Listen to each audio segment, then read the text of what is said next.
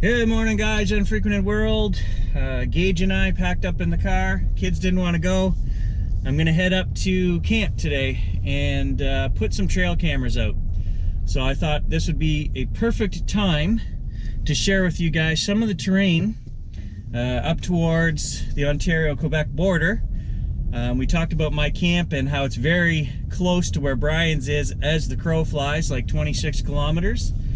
Beautiful ancient forests up there, lots to see, lots to show. We'll get the drone up.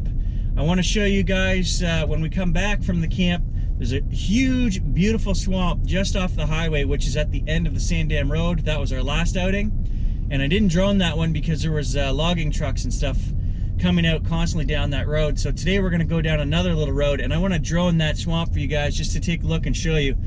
It goes for miles, that swamp. But that's the plan for today. And thanks for tagging along.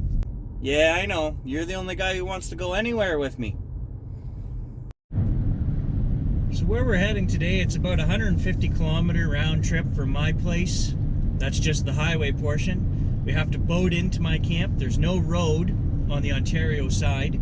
We're actually going to cross into Quebec right at Temiskaming, put the boat in there, and then we're going to go upriver maybe 5 kilometers. And my dad's camp is on the left side of the Ottawa River going up, which is the Ontario side. And up above that camp is pretty much a 200-meter escarpment that just climbs a very steep hill, which the river has dug that basin over millions of years, right? So, and 100 and some years ago, that was all logged by the first guys coming in, and when the cities of Cobalt and New Liskeard and whatnot were formed up above, that was for the logs. So there hasn't been any activity behind my dad's camp in over 100 years in terms of logging. It's actually protected forest right now. They will not be selling any lots in there. We are the only camp on that side of the river. That first, 5-6 kilometers stretch there, it's all protected land. There are no camps, no lots, just empty, old growth forest. So what I'm hoping to do today is to climb that escarpment, and there should be a logging road on top of that, 200 yards, behind my dad's camp. And from the 1830s, there should be a logging road. And if we can see any kind of opening or trail there still, I'd like to set the trail cameras up there. Any animals, like I've said before, are going to take the path of least resistance through the bush. And those old trails are usually great spots to capture animals. Deer, moose, lynx, whatever's moving through the area. And if there is Sasquatch, they would follow those same patterns. So I managed to find 7 reports for sightings, vocalizations, and tracks from 2014 up to 2018 for the Temiskaming Shores area. It's a fairly big area. Goes right from Temiskaming up to New Liskeard to the Tri-Towns, Cobalt.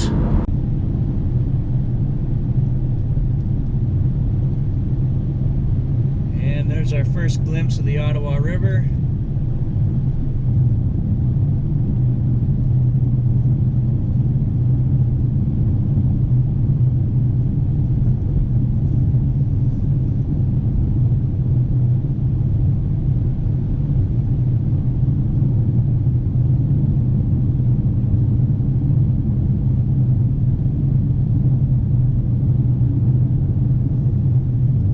White smoke you see off in the distance there's a paper mill in Temiskaming.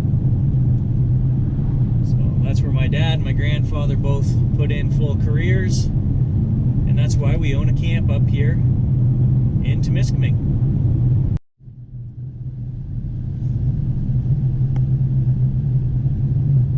So here's the bridge that takes us over into Quebec. And immediately on the Quebec side is the boat launch. I don't just come for the fishing, I come for the cheap beer. Today's mission, get those trail cameras up, fishing, and get a case of beer. All in that order. Now you remember the boat. Yeah, this is good stuff. Looks like we might get wet. Looks like it's gonna rain. So we put in straight around that point down there, maybe 3.5, 4 kilometers, not quite as far as I thought it was gonna be. And all of this side, there isn't a single camp.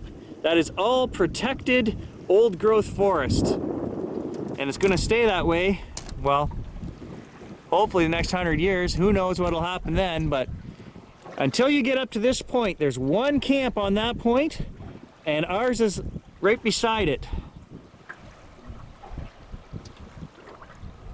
And that's our little camp there. So we've added an addition on there, a bunkie outside. And in the next year or two, that camp has to come down, but it's a big job because there are no roads. So we've got to boat everything in to do that. So there's the old camp, and you can see that it was built in 1951. We're going to head up behind here into thick old timber.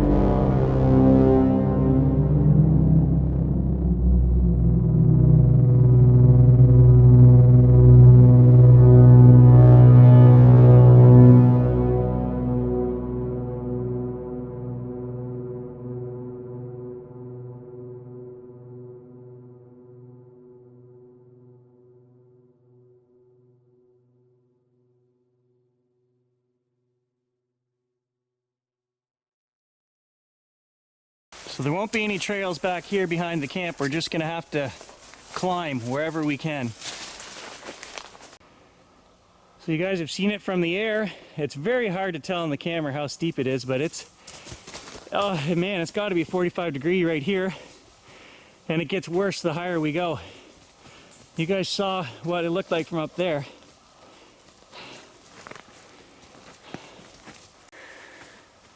It is surprising that nobody's ever walked up here, but we've never had a reason to walk up here. So we come to the camp to go fishing and whatever, and we've never put trail cameras out here. So it'll be a surprise when I get up there. If I can see any kind of old remnants of a road, that will be perfect. That's what I'm looking for, but it was the main thoroughfare from New Liskeard down to Temiskaming. So, and I have a map which I can show you guys on the computer. I think it was 1830. So that's what I'm looking for. Ooh. Gage, no. Gage, get up here. don't know if you guys caught the end of that, but oh, I stepped right here and a great big boulder, probably 600-pound boulder, rolled out of there and went right down the hill. I gotta be careful. I wondered why my leg was stinging, but when that boulder went past me there, it scraped me. Scared the bejesus out of me. So just to show you, that's where that rock came out of earlier, up in that rock pile. And it rolled right down here. And it ended up quite a ways. Right down there. Oh, here comes the rain. Nuts.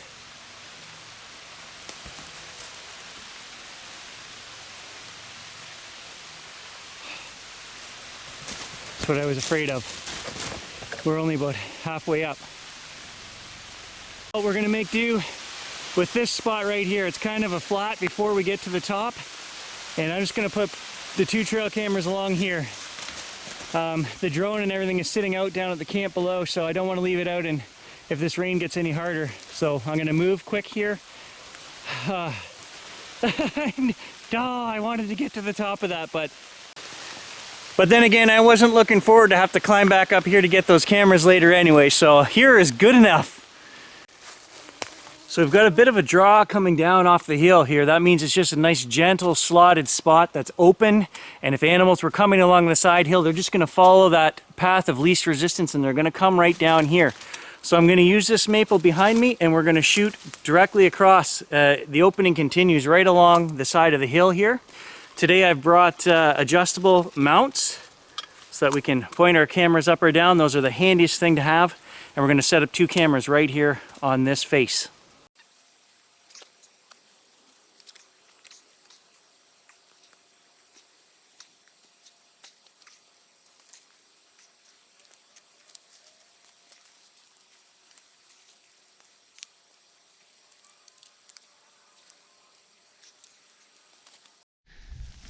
So the backside of the hill is so sloped here, and there's a nice standing route for me to get on. I managed to get that camera up there. Oh, it's got to be 6 feet over my head, so it's up there 12, 13 feet anyway, and it's pointing right down here into the opening right here. So, and that's that flat spot that goes that way. The other camera is just over there. Okay, so there's our birch mount. And I'll show you guys the other one because you can see it from here. Right there. I always like to have one camera in the vicinity of another, and if I put enough of them out, I try to make a circle so that if something messes with one of the cameras, you can see it on the other one. In this case, we're not going to be pointing the cameras at each other. I want to cover a little more ground, but that's the kind of gist of how I set them up. Telling you guys earlier about the draw coming down the hill, you can see the opening right there. And guess what? Coming down the hill, get out of there, Gage. I wanted to show everybody you're standing in it. Moose tracks right here. And where did they go? Right up that draw into the opening because it's the easiest place to go. And there's another track right there you can see. So the cameras are in a good spot. I'm happy with that. We'll leave them up for a month and then we'll come back and just see what's there. Always a lot harder going down than up. Very easy to roll an ankle on a very steep incline like this. So I'm being extra careful, and some of these rocks are loose, so it's a slow descent, we'll put it that way. The dog has been up and down here 18 times already, but I gotta take my time. Talk about all these guys going missing under mysterious circumstances and that. Well, it's just the wild, guys. That's what it is out here. It doesn't take much to fall over a log and break an ankle and nobody knows you're there, you know. You think you could crawl out 5 miles, but that'd be a tough go. Not enough weight in the boat. I've got to lean way forward to keep the front end down. And now to execute part B of this fantastic plan. Do a little bit of fishing. Nice little pike. I need another hand to unhook him here. There he goes.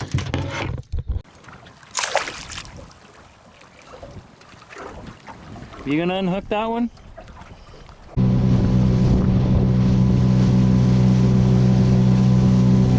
Which case do you want, buddy? You want the Bud Light? Okay, I'll take this one. Mission complete. Fishing, trail cam set up, and a case of cold beer. Thanks for watching, guys. We'll catch you in the next video.